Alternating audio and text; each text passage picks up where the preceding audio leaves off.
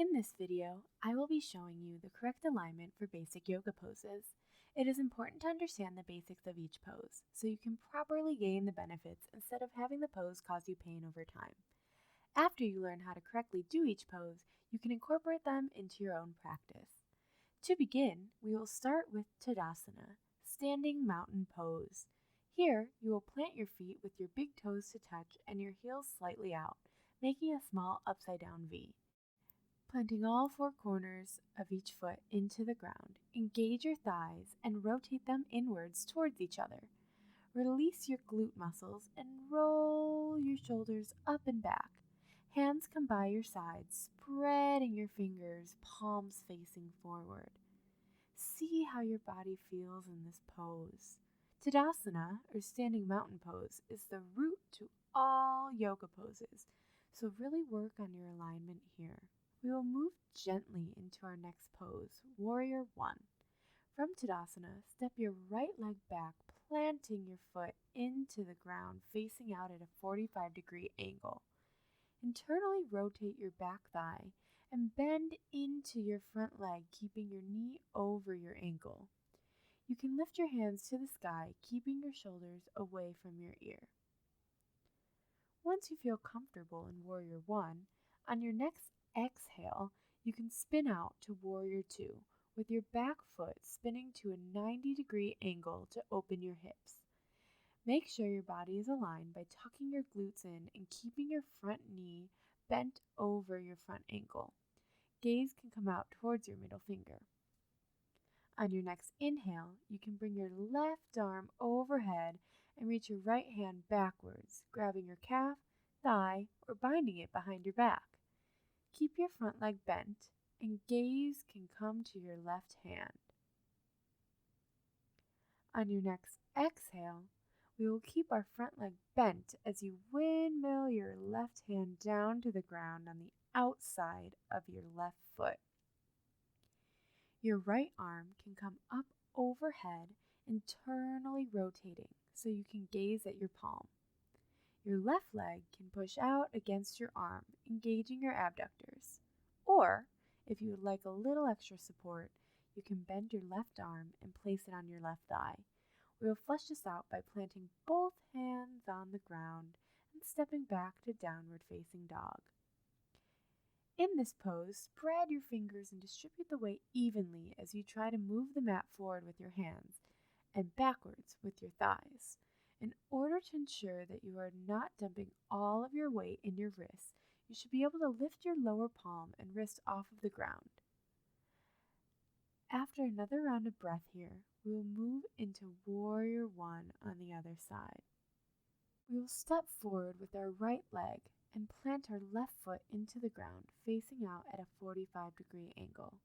Internally rotate your back thigh and bend into your front leg, keeping your knee over your ankle.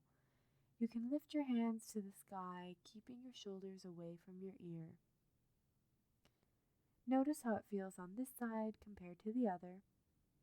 And then on your next exhale, we'll come into Warrior 2 by spinning our back foot out to a 90-degree angle as our arms come out to a straight horizontal line.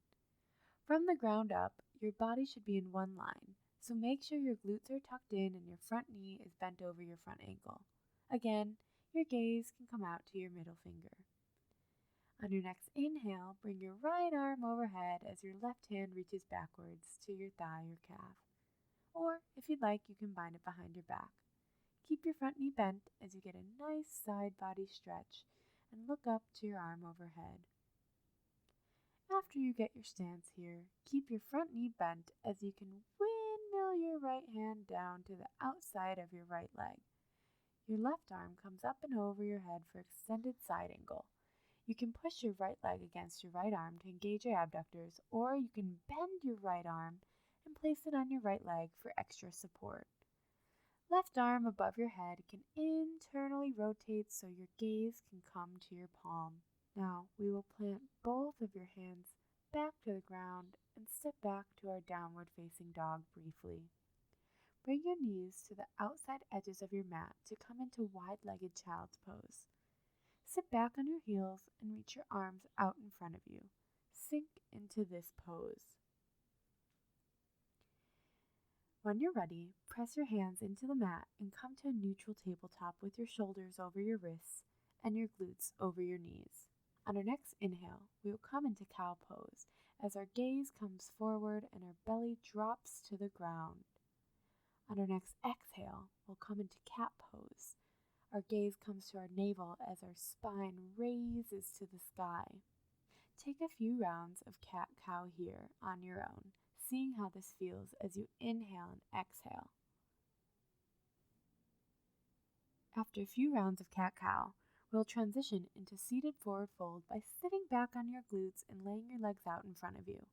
With a straight spine, lift your arms above your head, shoulders stay down, and then exhale, hinging at your hips. Fold over and try to grab your feet or toes. If you can't reach, no problem. Simply reach for whatever you can grab. Shins, thighs, whatever works for you. We will inhale our arms up to the sky. Exhale, roll back slowly to lay on your mat. Bring your right leg into your chest and then roll it over to your left side, keeping both shoulder blades on the ground for supine twist. Right arm can come out to the side and gaze can come to your right hand. Feel this nice stretch in your hip and your leg, and we can return our right knee to our chest and switch it out with our left knee. Our left knee can roll over to the right side as both shoulders stay on the ground. And our left arm can come out to the side with our gaze coming to our left hand. When you're ready, we can come back to center and grab the outsides of your feet for happy baby. You can rock gently side to side.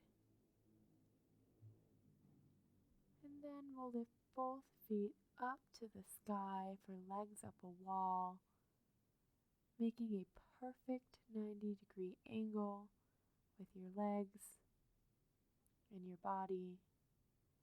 You can flex your feet, and we'll slowly roll our legs down to corpse pose, the final resting pose of Shavasana. You can lay here with everything relaxed. I hope that you enjoyed learning the basic yoga poses with me today.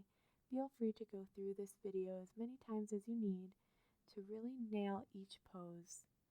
I hope that you will incorporate these poses into your practice and that you will continue to subscribe and watch my videos. Thanks so much. Namaste.